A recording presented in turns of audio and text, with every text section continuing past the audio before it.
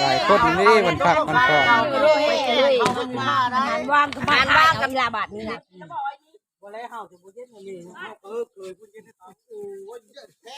ก็ชอบว่านี่แปลงเลย แปลงขามันกับแหนมันนี่พอดีเลยนี่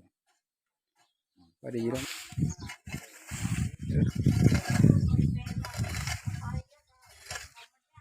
อันนี้ก็ว่าเอาพาพี่น้องเลาะพานเนาะเลาะรีบพานนี่นะครับนี่แหละบ้านนากระป๋งเมืองอาจสะพอนแข่งสวรรณเขตกับพี่น้องเอ้ยเริ่มว่าสิพาชมบรรยากาศบ้านเฮากันมื้อนี้ก็วันว่างวันพระเนาะบ่าวก็ได้มีโอกาสพักผ่อนได้มาอัดคลิปลงนี่แหละเฮาพี่เฮาน้องเบิ่งนี่แหละให้เบิ่งบรรยากาศบ้านนากระป๋งเฮาเนาะ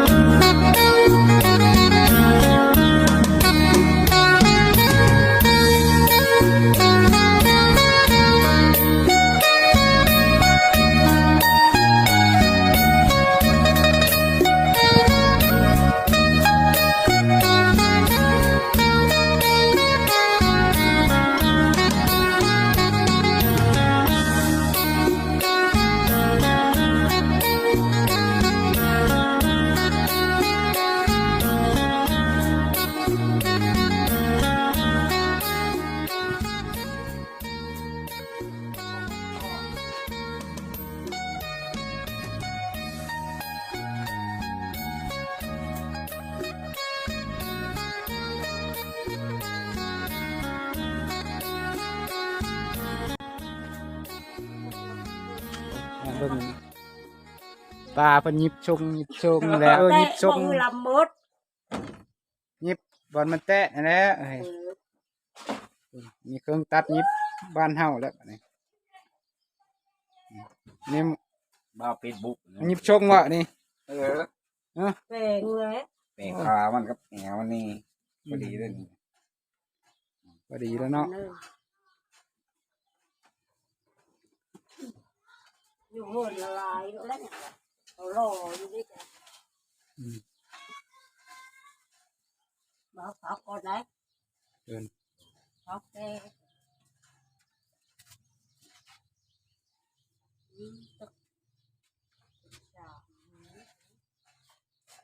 แอมมันว่างป่ะแหนมันว่ากับตามความโพดมันก็ตามเนาะได้แล้วนี่ยังละจ้อย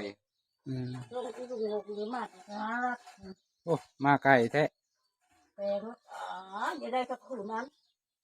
ตรงทหารกระบอกแล้วเอาช่างนี้ช่างไปแปลงอันนี้แต่นั้นนี่มันพอเยอะก็ดีว่าอันนี้นะพอดีนี่นะชุ่มๆนะขามตัวมันก็เยอะจักมีแบบพันเฮาเนาะเพิ่นเอาตีเจ็บเอาคนไม่ได้จักไฟฟ้าเนาะจักไฟฟ้ามีน็อตมันแม่นจักไฟฟ้าจักตีเจ็บเอาเนาะนี่ก็ขากับแนวน็อตมันเฮ้อันนี้จุดลายได้ขาไปเบิ่งไปถามบ่าวเพิ่นก่อนเพิ่นเฮ็ดก็กวาดอยู่พุ่น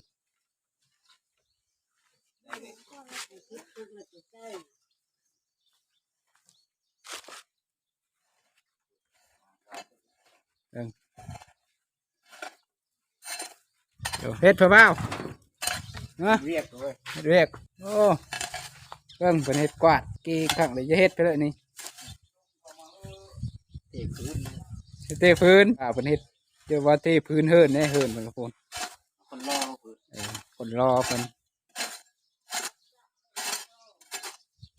มาจะมีหาเลาะเนี่ยแถวบ้านนั่นแหละ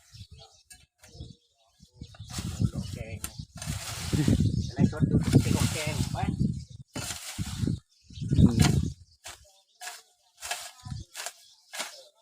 เฮ็ดสีหญ้าสีข้าแล้วเนาะเนาะเฮ็ดให้มันสะอาดงามตาและหน้าบ้านพระเจ้า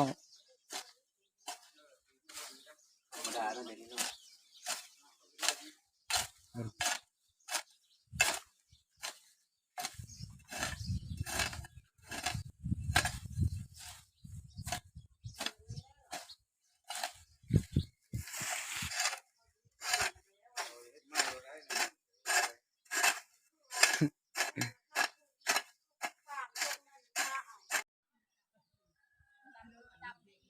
แล้วตอนนี้ก็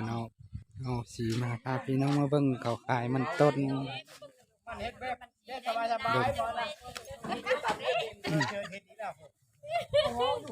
มันต้นมันก็หลายอยู่ ป้องบ่เนาะบ่เอา ชอบอันนี้ ติดนี่ครับได้นะ ต้น แถม ผลลงเป็นต้นมันก็เต็มรถไปเลยต้น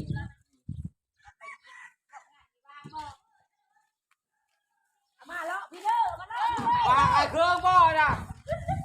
ไปเด้อมาไล่มาเลาะพี่เด้อ บ่เรานะ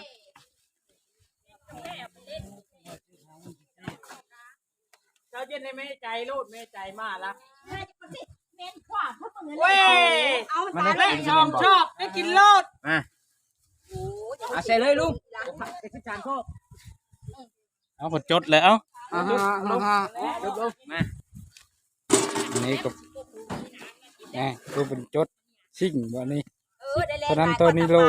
อยู่น้ำเพิ่นไปแล้วเนาะ ฮะ ตะปาดจะตายได้ตะปาดได้โอ้ยโอ้ย ว้าวบัวเชี่ยวก็ยังไม่ได้ยกจักบาทเอาสอบนี่ ตัวเราจะชอบ เอาจักชอบเอาหมดนี่แหละจานชอบเดี๋ยวเอาเบิดหมัดอีกเอาไม่ได้ให้ไม่ได้ว่าได้นี่ เตรียมขายเป็นต้นนะเนาะ เดี๋ยวนาเป็นต้นมดไว้ใช่เขา อืม แห้ง โอ้ เย ย อะ มั กำ น ไร บ ละ ดไงบดชอบก่อนอีกก่อนนะ ดีงามมาละดีทั้งนั้นก็ดี อันเด็กมาก็ต้องว้าว เบิ้งงอยังว้าวอยู่ หน้ามา เอาน้ำเอาแม่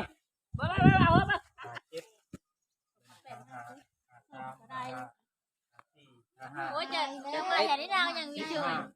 ว้าว